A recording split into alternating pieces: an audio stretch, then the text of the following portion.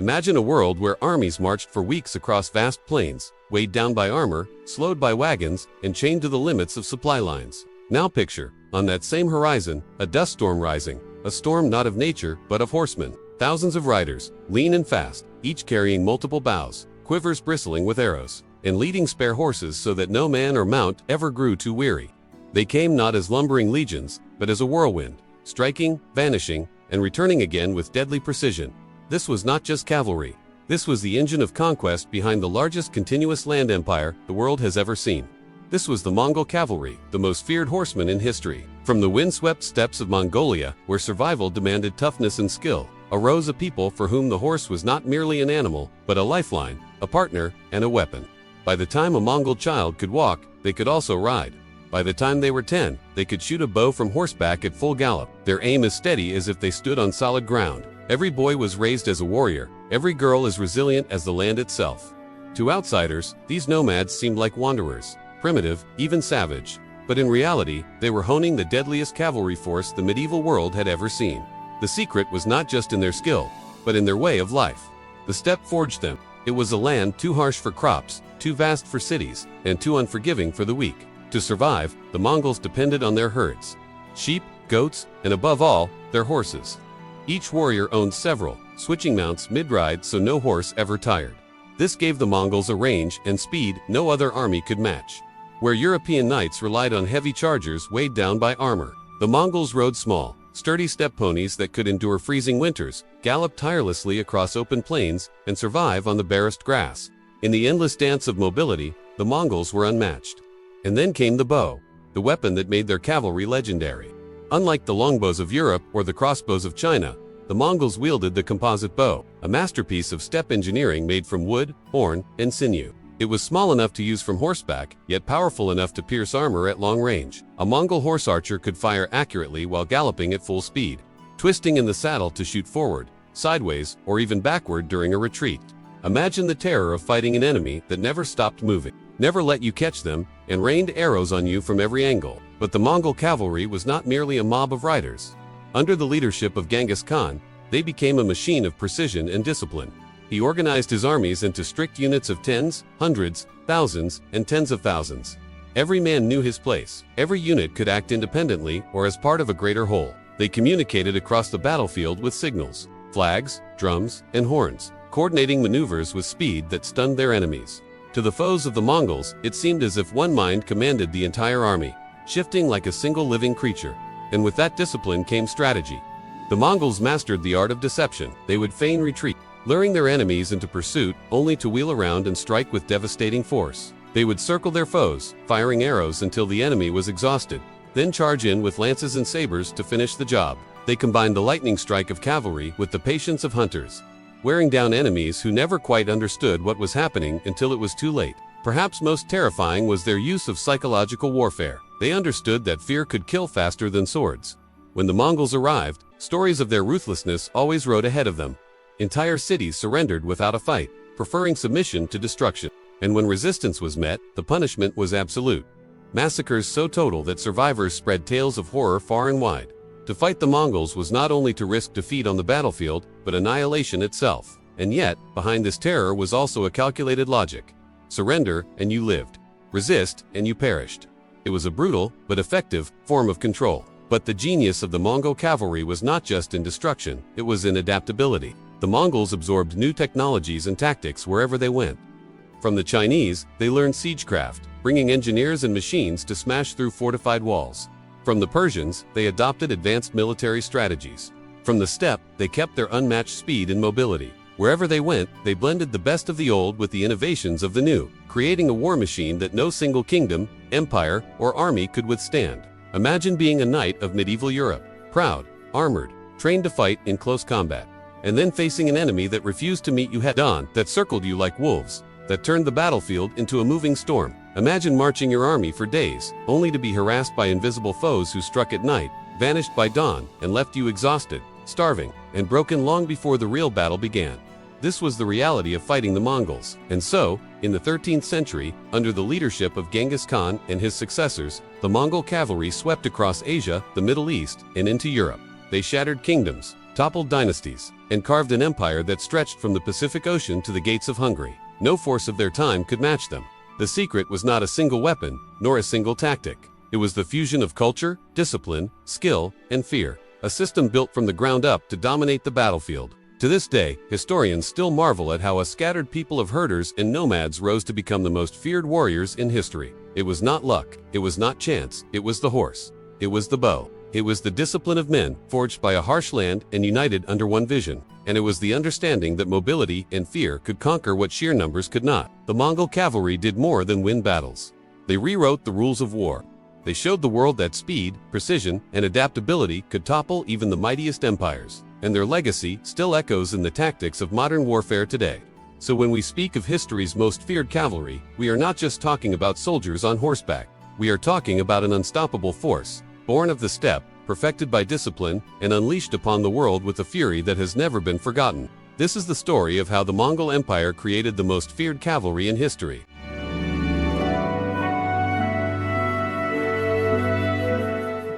Long before the Mongols carved their empire into the map of the world, before their armies thundered across continents and kings trembled at the mere mention of their name, they were simply a people of the steppe, a people whose existence was bound, body and soul, to the horse. To understand the rise of the Mongol cavalry, to understand why they became the most feared riders in history, you must first step onto those endless grasslands of Central Asia, where survival was never guaranteed and where the horse was more than a companion.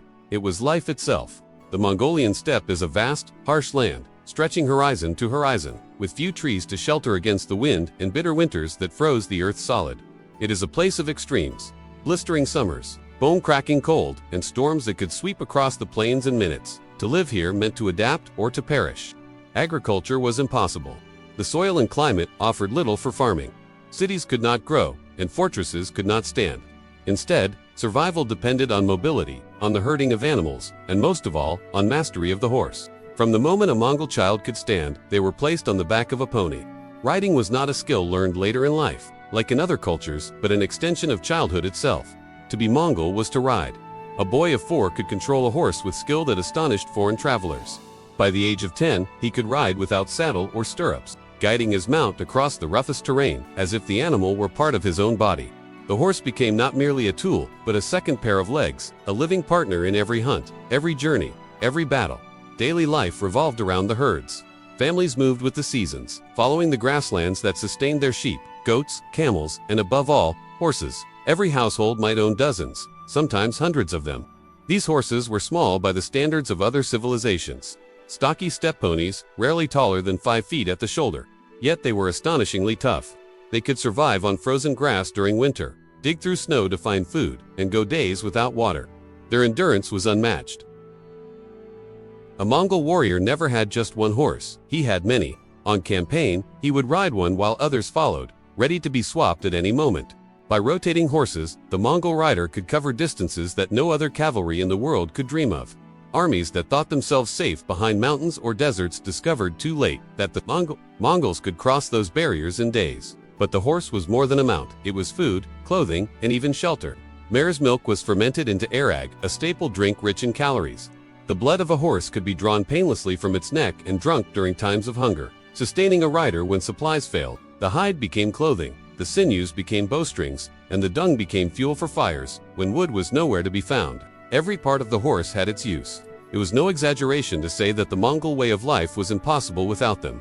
This intimate relationship bred not just skill, but a culture of warriors who thought of battle itself in terms of horsemanship. Hunting was the first training ground for war. From a young age, boys learned to ride in coordinated groups, encircling wild animals on the open steppe, driving them into traps, and loosing arrows with deadly accuracy. These hunts were not just for food, they were rehearsals for war. When those same boys grew into men, the transition from chasing gazelles to hunting enemies was seamless. The battlefield became just another hunt, with enemy armies trapped and slaughtered like game. This upbringing produced not only expert riders but also fearless ones. Falling from a horse, which might terrify a foreign knight, was just another bruise to a Mongol child. Horses bucked, stumbled, galloped through storms. But the child learned to hold on, to move with the animal. By the time he was grown, there was no separation between rider and horse. They were one. And when thousands of such riders moved as one, the effect was terrifying. A living tide of horseflesh and steel. Foreign observers could scarcely believe what they saw. Travelers who encountered the Mongols in the 13th century wrote of their uncanny ability to cover vast distances.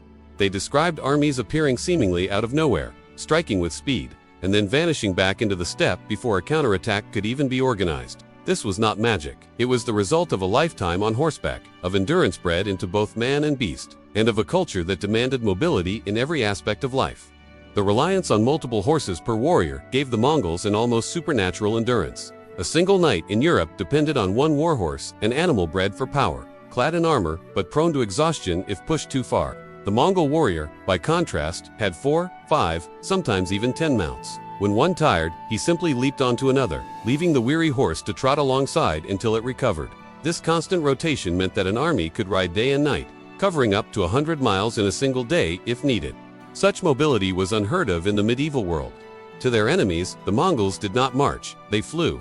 And with this mobility came independence. A Mongol army did not rely heavily on supply wagons or slow-moving baggage trains. The horses provided milk and sometimes blood, the steppe provided grazing, and the warriors carried dried meat and curds for sustenance. Where other armies withered without long supply lines, the Mongols thrived. They could operate deep within enemy territory, striking at cities and fortresses that believed themselves secure. It was this culture, forged by the steppe, shaped by hardship, and defined by the horse, that laid the foundation for the Mongol war machine. Their cavalry was not the product of training camps or drill sergeants. It was the natural extension of everyday life. Every child who rode a pony to herd sheep, every youth who hunted with bow and arrow, was already preparing for war, whether he knew it or not. When Genghis Khan later united the tribes and forged them into an empire, he did not have to teach them to ride or to fight from horseback. They had been preparing since birth. This explains why the Mongols could achieve feats that seemed impossible to outsiders. They did not just ride horses, they lived with them, depended on them, and became inseparable from them. A knight might consider his horse a valuable possession. A Mongol considered his horse an extension of himself. That bond was unbreakable, and it gave rise to a cavalry force unlike anything the world had ever seen. As the Mongol Empire expanded, their enemies tried to understand the secret of their power. Was it their weapons, their discipline, their leadership? All of these mattered, but beneath it all lay the horse culture of the steppe. It was the foundation on which everything else was built. Without the horse, the Mongols were nomads. With the horse, they were conquerors. So when we speak of the Mongols' nomadic origins, we are not describing a people who wandered aimlessly. We are describing a crucible of survival, where every child was molded into a rider, where every family lived in rhythm with their herds, and where the horse was not just an animal but the heartbeat of a civilization. This was the seed from which the most feared cavalry in history would grow. And it all began on the wind-swept steppes, with a child placed on a pony, gripping the reins, and learning the first lesson every Mongol knew. Without the horse, there is no life. With it, there is no limit.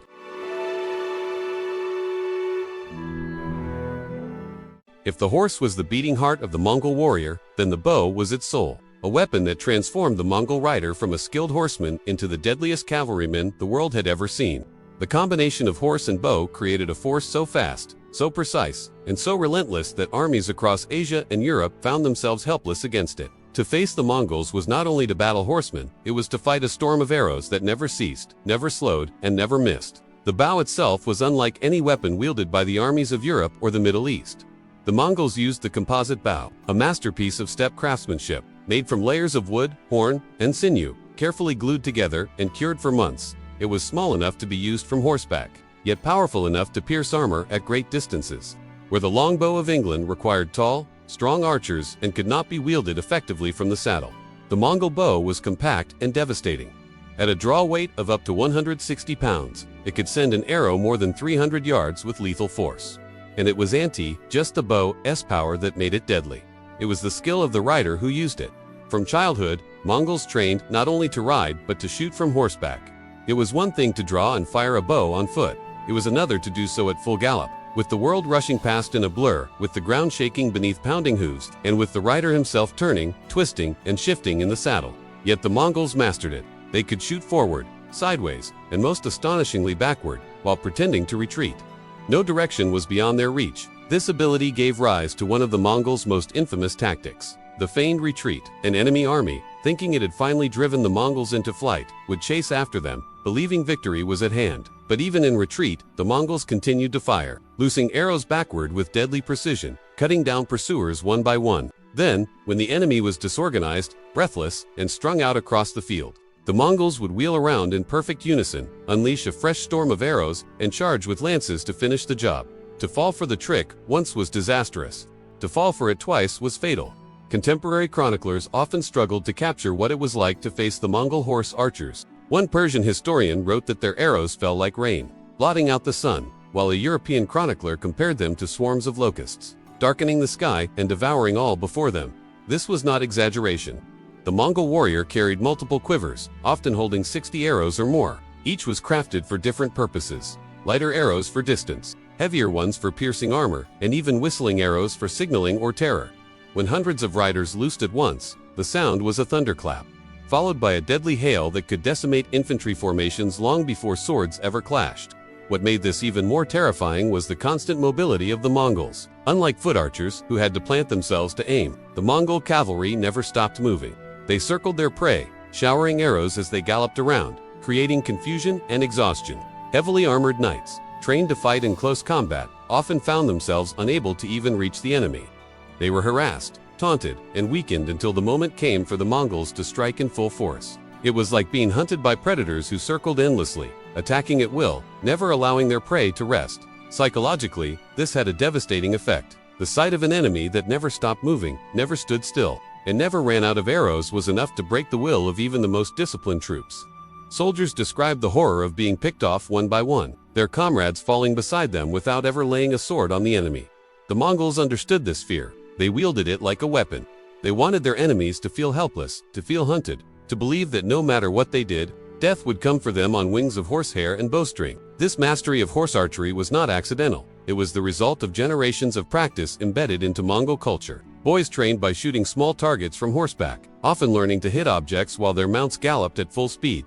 Competitions of accuracy and speed were common, and hunters refined their skills by taking down deer or wolves with a single shot. These skills were not taught in military academies. They were part of daily life. To a Mongol, shooting from horseback was as natural as walking. Even the way they released the bowstring was distinctive. Unlike European archers, who used a three-finger draw, the Mongols employed a thumb draw, using a ring of bone, horn, or metal to protect the thumb and release the string smoothly. This allowed for greater control, faster shooting, and stronger pulls on the bow. It was a small detail, but one that contributed to their legendary rate of fire. A skilled Mongol archer could lose 6 arrows in the time it took a European crossbowman to wind and fire a single bolt.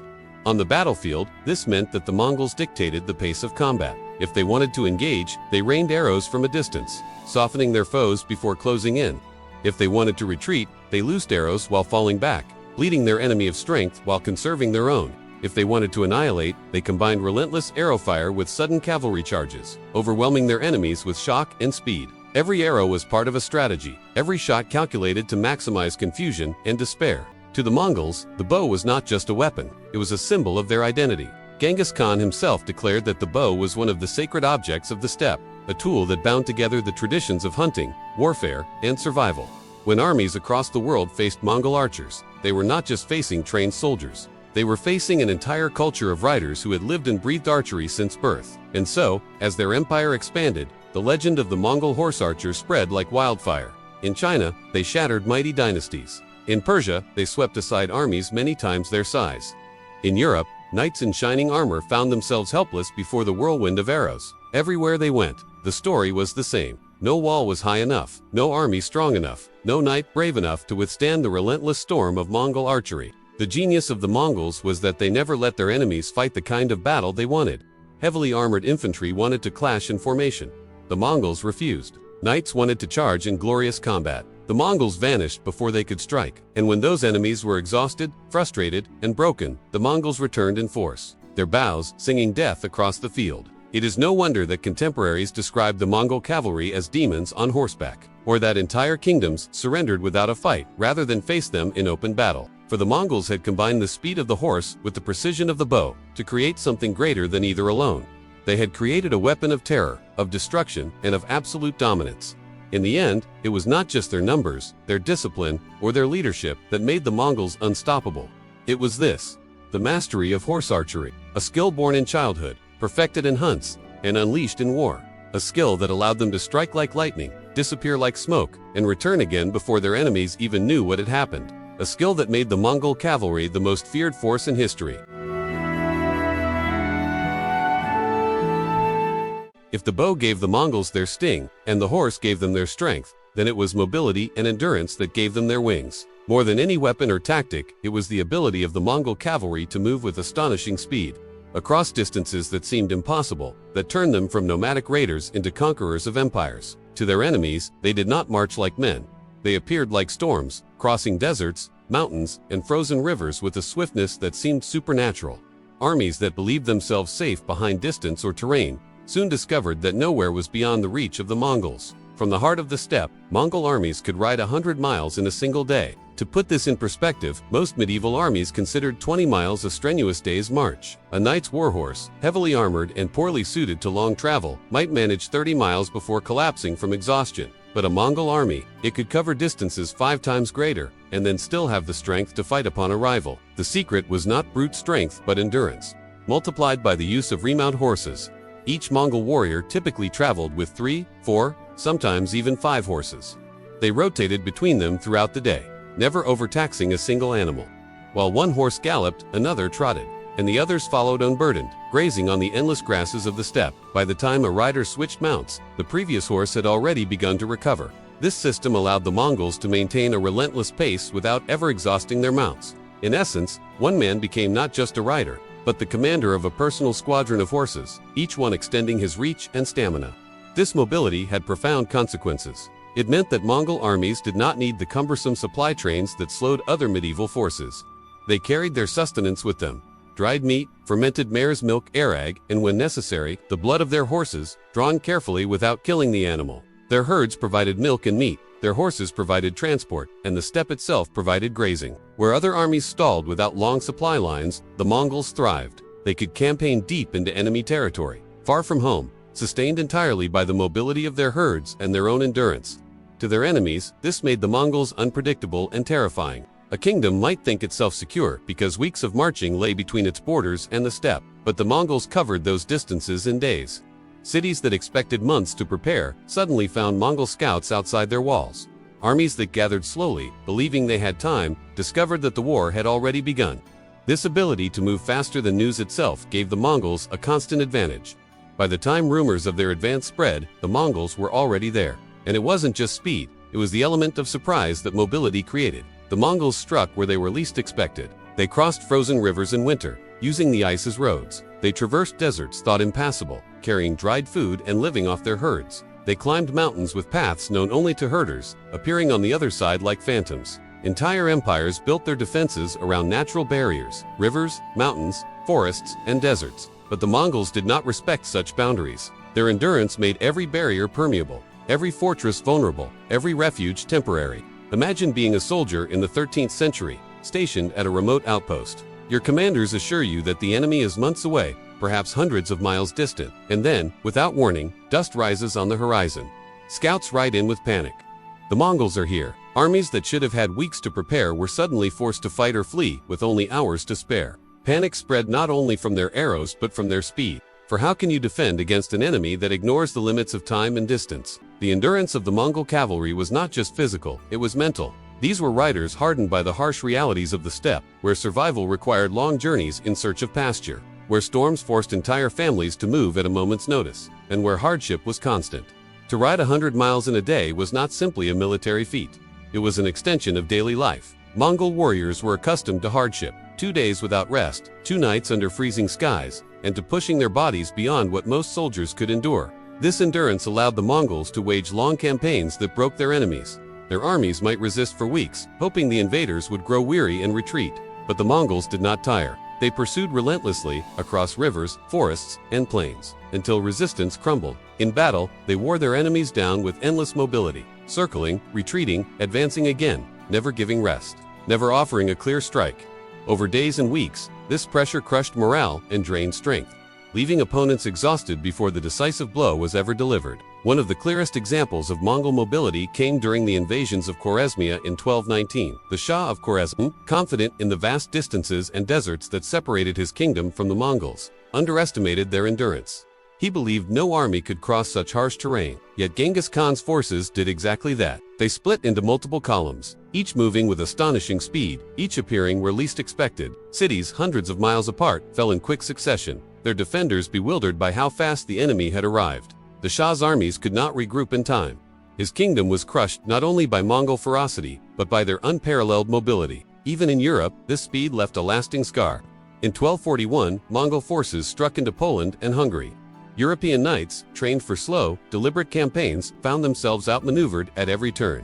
The Mongols appeared in places that should have taken weeks to reach, overwhelming fortresses before their allies could arrive. Entire coalitions of armies failed to unite in time, because the Mongols had already shattered each in turn. For Europe, it was a terrifying lesson in the power of endurance, an enemy that traveled faster than word of their coming. And so, the legend of Mongol mobility spread. Chroniclers spoke of them as if they were not bound by the laws of men. They fly like birds, wrote one European witness, and where they appear, there is no refuge. To their enemies, it seemed impossible that human beings could endure such speed and distance, that horses could survive such relentless use. But this was the genius of the Mongol way of war. Not brute force, not sheer numbers, but the art of endurance, the ability to stretch the limits of both man and beast. In the end, it was this mobility that gave the Mongols strategic superiority. They could outflank, outmaneuver, and outlast every opponent. They could appear where least expected, vanish when pursued, and return when least welcome. Every empire they faced relied on walls, armies, and distance to protect them. The Mongols erased those protections. Distance was no shield. Walls could be bypassed. Armies could be worn down before battle even began. This is why the Mongols seemed unstoppable. Their arrows killed, their horses carried, but it was their mobility and endurance, their ability to turn the entire steppe into a highway, their ability to ride farther, faster, and longer than any enemy, that allowed them to build the largest land empire in history. For in war, speed is not just movement, speed is surprise. Speed is terror. Speed is victory. And no one in history wielded speed like the Mongols.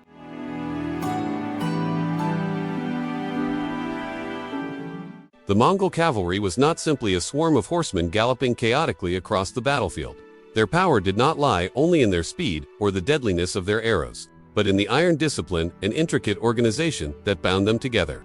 At the heart of this strength was a system so simple yet so effective that it became the backbone of one of the greatest empires in history.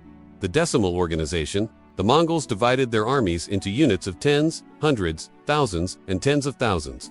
Each soldier belonged to a group of 10 known as an arban, the smallest building block of the Mongol war machine. 10 arbans formed a jagan of 100. 10 jagans made a mingan of 1,000. And 10 mingans together created a toman, a colossal force of 10,000 warriors. This structure ensured clarity, efficiency, and above all, accountability. Every warrior knew his place, his comrades, and his immediate leader. No man fought alone. Loyalty was not just owed to the great Khan, but also to the brotherhood within his unit. If one faltered, all suffered. The decimal system fostered unity at the smallest level, while enabling massive armies to operate with astonishing coordination. Unlike many medieval armies of Europe or Asia, which often relied on feudal levies or mercenary bands, the Mongols built a standing war machine that functioned like clockwork, adaptable to any battlefield, whether in the burning deserts of Central Asia or the frozen plains of Russia. But organization alone would not have made them the terror of the known world. It was their discipline, drilled into them from youth and reinforced by harsh laws, that elevated them above their rivals. The Yasa, the code of law attributed to Genghis Khan, demanded obedience and punished betrayal or cowardice with brutal severity. A warrior who abandoned his unit or disobeyed an order risked death not just for himself, but sometimes for his entire arban. In this way, the system created not only cohesion but also fear, fear of dishonor, fear of letting down one's brothers, fear of punishment if loyalty wavered. Yet, for all its harshness, this discipline created a sense of shared responsibility. Every Mongol cavalryman knew that his life was tied to the lives of those beside him. Coordination in battle was achieved through an ingenious system of signals. Flags, drums, and horns carried commands across vast stretches of the battlefield. Imagine the chaos of tens of thousands of horsemen charging across open steppe, yet, amidst the thunder of hooves and the roar of war cries. Mongol commanders could shift formations, feign retreats, or launch ambushes with near-perfect synchronization. A simple raised banner could mean a change of direction. The sound of a drum could order a retreat or summon reinforcements. Unlike the clumsy communications of many contemporary armies, where messengers often failed to deliver commands in time, the Mongols turned the art of battlefield signaling into a science. It allowed them to control the flow of battle like a conductor leading an orchestra, each note precise, each movement deliberate. The discipline of the Mongol cavalry was not limited to combat itself. It extended to logistics, camp organization, and even the daily lives of the soldiers. Each unit was responsible for its supplies, its horses, and its readiness. Soldiers were expected to be self-sufficient, carrying dried meat, fermented mares, milk, and essential tools. Their camps, too, were arranged with the same decimal precision, ensuring that even in rest, they were always battle-ready. Nothing was left to chance, and no warrior was allowed to grow complacent. This discipline also reflected in their tactics. One of the Mongols' most feared maneuvers was the feigned retreat. To pull this off required extraordinary trust and coordination. A unit of horsemen would deliberately turn and flee, drawing the enemy into pursuit.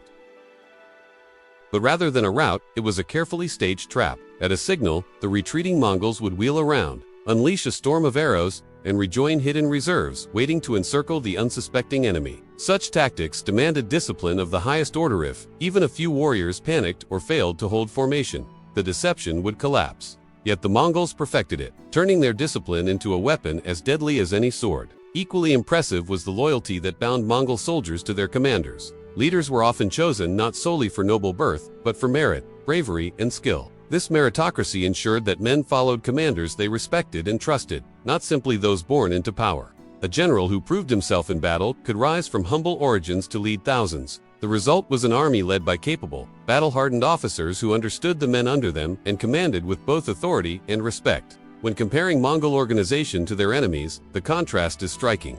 In Europe, armies were often feudal levies, drawn from reluctant peasants or knights bound by oaths of service, with varying levels of commitment. In the Middle East, armies relied heavily on mercenaries or slave soldiers like the Mamluks, while disciplined, lacked the deep-rooted brotherhood of the Mongol system. In China, dynastic armies were vast but bureaucratic, often weighed down by corruption and slow decision.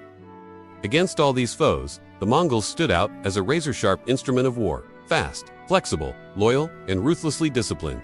Perhaps the greatest proof of this organizational genius came in their ability to fight on multiple fronts. At the height of their empire, Mongol Tumans fought simultaneously in Eastern Europe, the Middle East, and China, each campaign requiring precise coordination across thousands of miles. Such feats would have been impossible without the discipline instilled into every soldier and the organizational clarity of the decimal system. Even when separated by vast distances, Mongol armies operated as if guided by a single hand, striking fear into kingdoms that had never before heard the thunder of their hooves. Yet discipline was not just about obedience, it was also about adaptability. The Mongols could fragment their Tumans into smaller raiding parties, devastating wide areas, and then recombine them swiftly for decisive battles. Their signals, loyalty, and training made such fluid movement possible. Discipline gave them the ability to expand and contract like the steppe winds, some predictable, unstoppable, and always deadly. In the end, the military organization and discipline of the Mongols were more than just practical tools of warfare. They were the foundation of an empire. Without such structure, the nomadic tribes of the steppe would have remained scattered raiders, forever preying on settled civilizations but never conquering them. It was Genghis Khan's vision transforming these horsemen into a disciplined, coordinated machine that turned them into the most feared cavalry in history. Their organization made them efficient, their discipline made them unstoppable, and together, they reshaped the map of the world.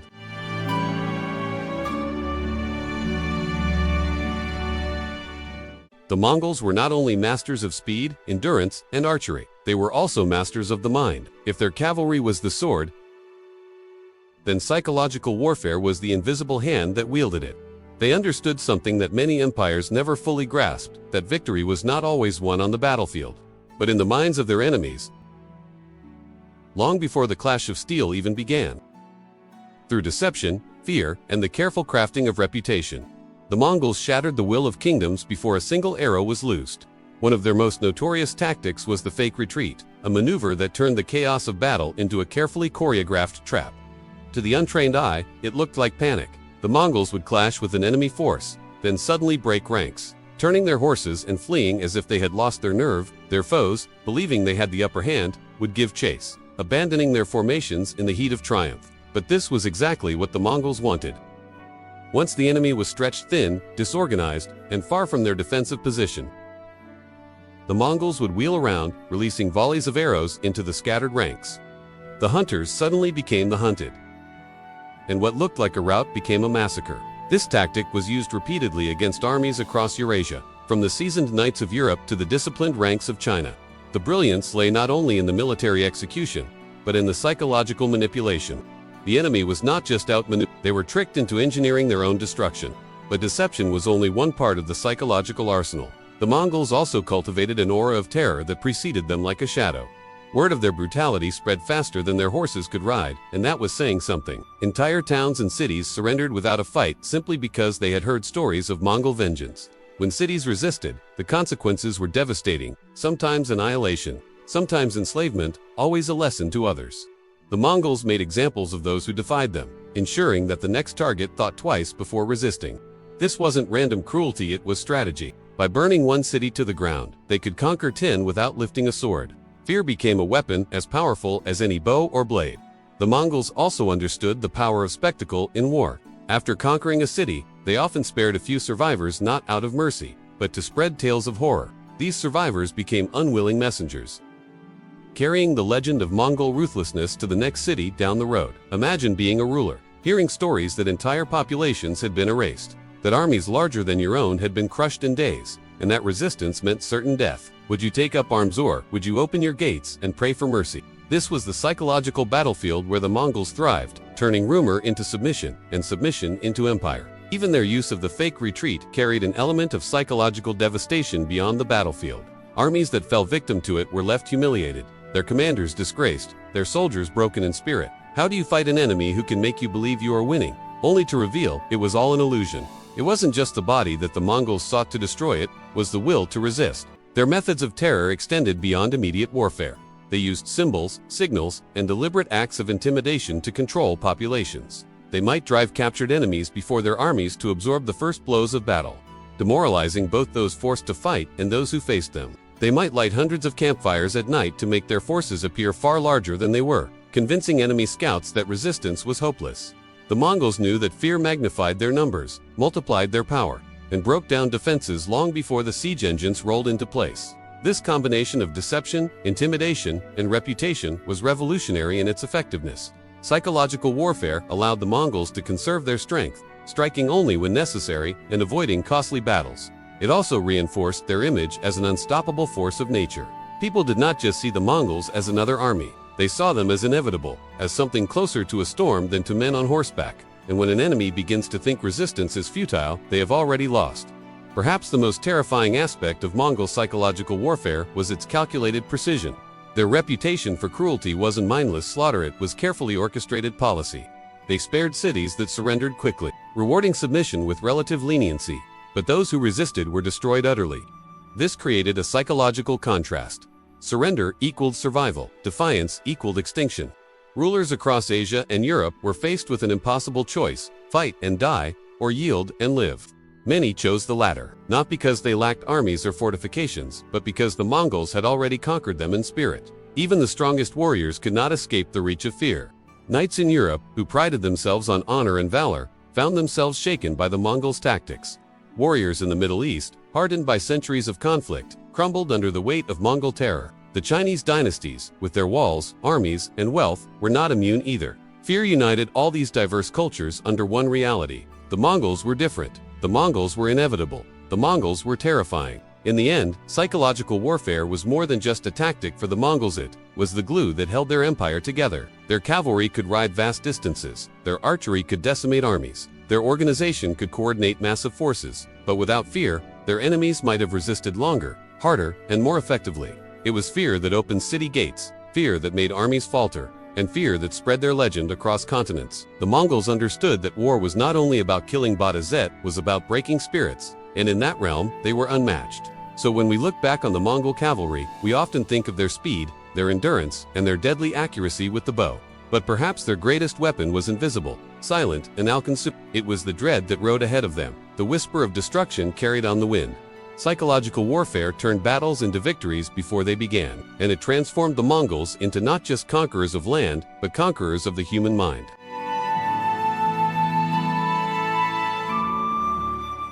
If the Mongol cavalry was fear incarnate, it was also ingenuity in motion.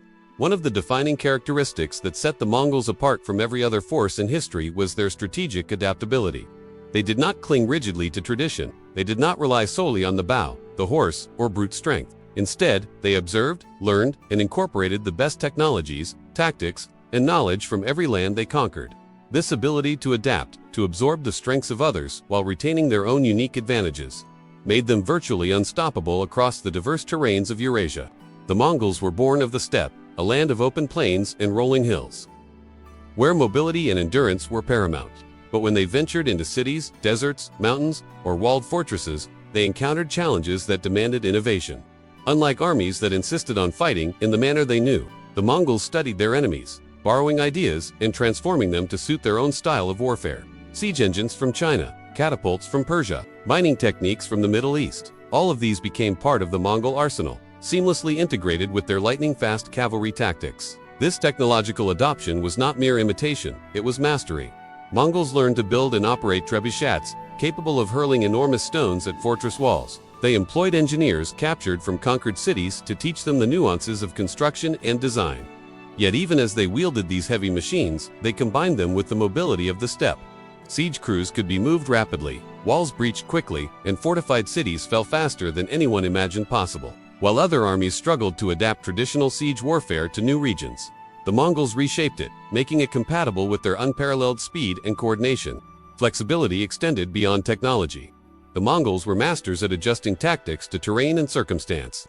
In the deserts of Central Asia, they relied on endurance, moving with precision to cut off supply lines and isolate enemy garrisons. In the forests of Eastern Europe, they adapted by sending smaller, more agile units to harass and encircle larger enemy forces. Mountains, rivers, and frozen plains, none of these posed insurmountable obstacles. Each environment demanded a different approach, and the Mongols learned to execute them all flawlessly. Their adaptability made them not just a force of terror, but a force of strategic brilliance. Consider their campaigns in China. The Mongols faced fortified cities with high walls and powerful garrisons terrain that seemed ill-suited to cavalry. Yet they combined traditional steppe tactics with advanced siege technology, coordinating attacks with relentless discipline. Cavalry units would encircle the city, cutting off escape and supply, while engineers constructed siege weapons capable of breaching even the strongest walls. Archers rained arrows on defenders, and the Mongols maintained constant pressure, exhausting the enemy both physically and psychologically. By combining mobility with innovation, they achieved what many thought impossible: the conquest of heavily fortified urban centers. The Mongols' adaptability also shone in their integration of foreknowledge into their command structure. They incorporated captured generals, engineers, and craftsmen into their armies, respecting expertise regardless of origin. A Chinese engineer might instruct on siege machinery, a Persian strategist might advise on logistics, and a Turkic horse archer might demonstrate a new formation. This meritocratic approach allowed the Mongols to absorb the best ideas from any culture, integrating them seamlessly into a coherent and disciplined fighting force. Flexibility was not just in tactics, it was in mindset, an openness to innovation that gave them a strategic edge their enemies could not anticipate. Another key aspect of strategic adaptability was their ability to switch between conventional and unconventional warfare. On open plains, the Mongols excelled in large-scale cavalry engagements, using speed, archery, and coordinated attacks to devastate enemy formations. But when faced with fortified cities, entrenched armies, or unfamiliar terrain, they could slow down, plan meticulously, and use engineering, siegecraft, and deception. This duality meant that no enemy could predict their next move. One day, the Mongols could appear as lightning-fast raiders, sweeping across the steppe. The next, they could conduct meticulously organized sieges, combining technology, discipline, and terror to break even the strongest defenses. The impact of this adaptability on the battlefield was profound. Empires that had long relied on their traditional advantages, walls, terrain, numerical superiority, found themselves powerless. The Mongols did not merely fight their enemies. They transformed the very nature of warfare. Armies learned that even the most secure cities could fall, even the most disciplined troops could be outmaneuvered, and even the harshest terrain offered no guarantee of safety. Flexibility became a weapon of war, just as lethal as arrows or horses. Strategic adaptability also extended to logistics and long campaigns. The Mongols could conduct operations far from their homeland, over thousands of miles, without losing cohesion or effectiveness. They adapted supply methods, learned to use local resources, and implemented scouting systems to gather intelligence. Where other armies might starve or lose organization over long campaigns, the Mongols thrived. They could strike swiftly, regroup, and redeploy faster than anyone could respond, often catching enemies off guard and crushing them with precision. Perhaps the most striking example of Mongol adaptability was their ability to integrate conquered peoples into their empire. Skilled engineers, archers, and strategists from subjugated regions were not only absorbed into the Mongol army, but often elevated to positions of command. This approach ensured that knowledge, skills, and innovation were not lost but amplified. By learning from those they conquered, the Mongols turned diversity into strength, building an empire that was not only vast but intellectually adaptive. In essence, the Mongols were the ultimate pragmatists in warfare. They did not fight according to dogma, they fought according to results. If a new technology or tactic offered an advantage, they embraced it. If a traditional method threatened failure, they abandoned it. Their flexibility allowed them to dominate a world of diverse cultures, climates, and terrains, from the forests of Eastern Europe to the deserts of Persia, from the river valleys of China to the steppe homeland of the Mongols themselves. The result of this adaptability was simple but staggering. No enemy was ever truly prepared for the Mongols. Their combination of mobility, firepower, discipline, psychological mastery, and innovation created a force unlike any other. They could strike where least expected, adapt to any situation, and overwhelm foes with both speed and strategy. For centuries, armies tried to mimic them, but none could match the perfect blend of tradition and innovation, of horse and machine, of steppe wisdom and foreign knowledge that the Mongols embodied. Ultimately, the Mongols' strategic adaptability was the secret behind their enduring legacy. They did not simply conquer lands, they transformed the art of war, showing that intelligence, flexibility, and the courage to learn from others could be as decisive as swords and arrows. Through adaptability, they turned a collection of nomadic tribes into an unstoppable empire, leaving a mark on history that would echo for centuries. The Mongol cavalry did not vanish with the fall of Genghis Khan or the dissolution of his immediate empire. Their impact, their lessons, and their legend rippled through history, redefining the very art of warfare. What they achieved in the 13th and 14th centuries was more than conquest. It was a transformation of how armies fought, how commanders thought, and how societies perceived the power of mobility and precision. Their legacy is etched into the annals of history not simply as conquerors, but as masters of strategy, mobility, and terror. At the heart of this legacy is the principle of speed and precision. Long before modern mechanized armies, the Mongols demonstrated that mobility could be the ultimate weapon. Their armies moved faster than anyone could anticipate, striking distant lands with overwhelming force and vanishing just as quickly as they appeared. They proved that sheer numbers and brute strength were not enough to guarantee victory. Coordination, discipline, and rapid maneuvering could allow a smaller force to outflank, outsmart, and annihilate much larger armies. This principle would echo for centuries, influencing commanders from Asia to Europe. In Asia, the Mongol impact was immediate and profound. Chinese dynasties that had long relied on fortified walls and static armies learned the hard way that mobility could trump even the most sophisticated defensive structures. The Yuan dynasty, founded by Kublai Khan, integrated Mongol cavalry tactics into its military doctrine, blending steppe warfare with traditional Chinese strategies. The Mongols also influenced the armies of Persia and the Middle East. Muslim and Central Asian states were forced to adapt or perish, integrating elements of Mongol mobility, reconnaissance, and psychological warfare into their own armies. Siege techniques, rapid cavalry strikes, and coordinated feigned retreats became part of the military vocabulary long after the initial conquests. The echoes of the Mongol cavalry reached Europe as well. Although Western armies were heavily armored and reliant on knights and infantry, the stories of Mongol speed, endurance, and fearsome precision spread like wildfire. News of their raids in Eastern Europe struck terror in the hearts of kings and nobles. Military thinkers began to study the Mongols.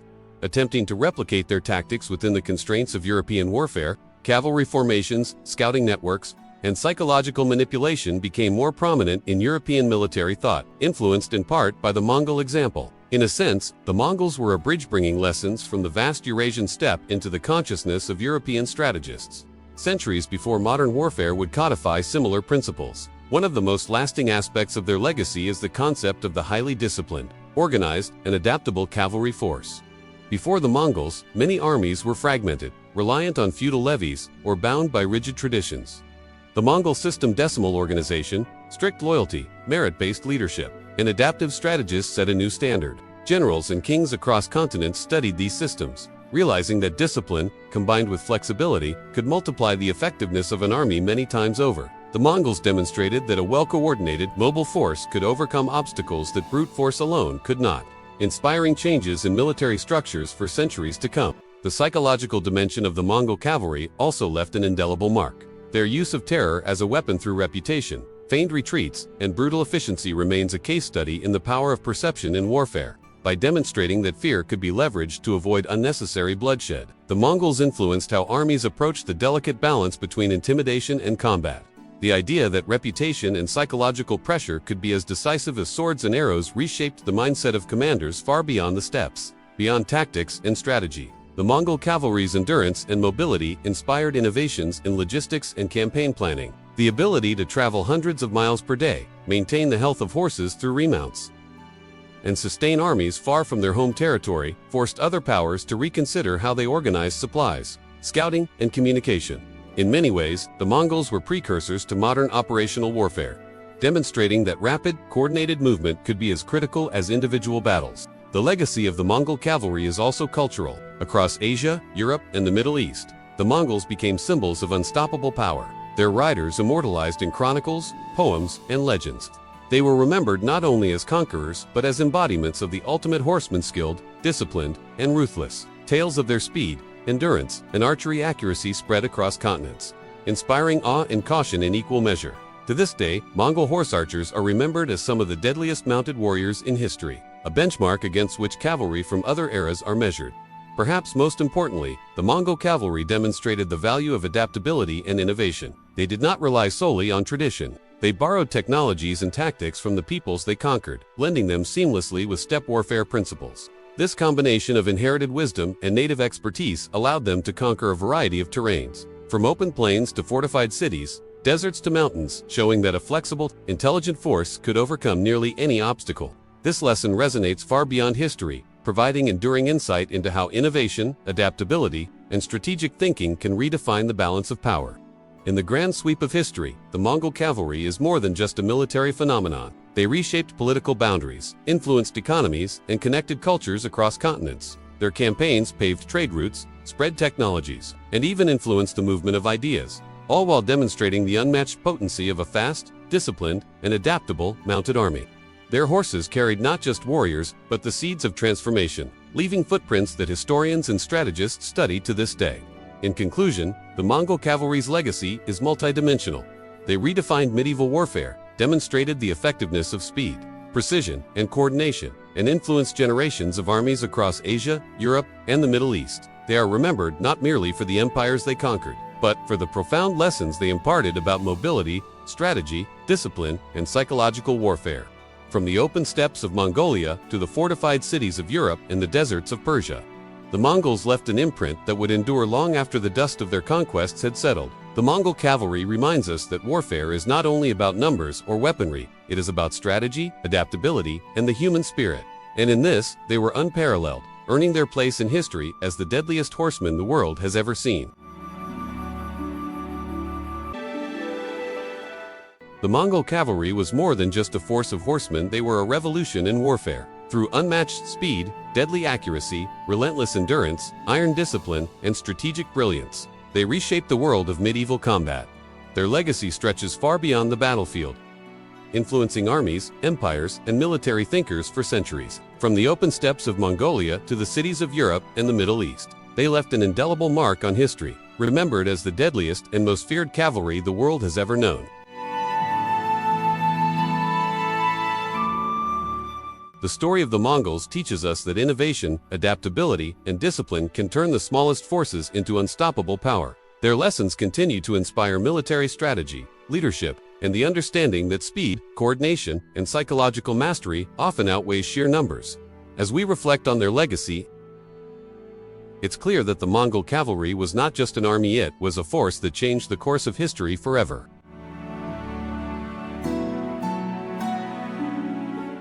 If you found this deep dive into the Mongol cavalry fascinating, make sure to like and subscribe for more epic history breakdowns. Share your thoughts in the comments. Which Mongol tactic amazed you the most? And don't forget to hit the notification bell so you never miss our next journey into the battles and empires that shaped the world.